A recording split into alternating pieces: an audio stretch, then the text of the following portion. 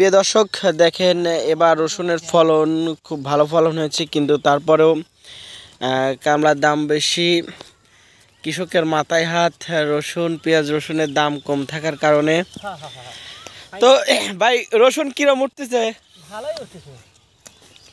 ভালোই। দেখেন কি সুন্দর করে দুই হাত দিয়ে রসুন তুলছে। রসুন তো ছিঁড়ে থাকতেছে না, তাই না?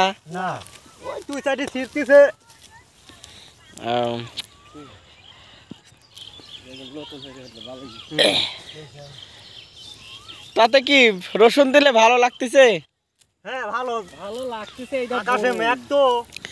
প্রিয় দর্শক, আকাশে মেঘলা মেঘলা করছে জন্য দেখেন সারা চকে সবাই রসুন তুলে ফেলছে। আসলে এই পেঁয়াজ রসুন তোলার সময় এখনও 10-15 দিন পরে তুললে পরে সবচাইতে ভালো হয়, বেটার হয়, কিন্তু নিরুপায় আকাশে মেঘলা মেঘলা ভাব।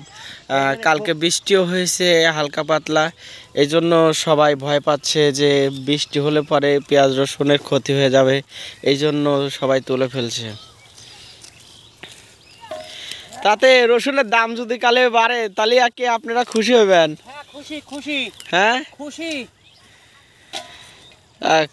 সার বেশির দাম ভাই, কি হরবো?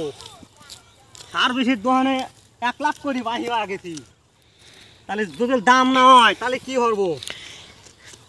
প্রিয় দর্শক, আপনারা তো শুনতেই পারছেন সার বিষের দাম বাড়তির কারণে যেভাবে পেঁয়াজ রসুন সবাই লাগাইছে, সার বিষ দিছে, কৃষকের আসলে লস প্রজেক্ট লসের মধ্যেই আছে।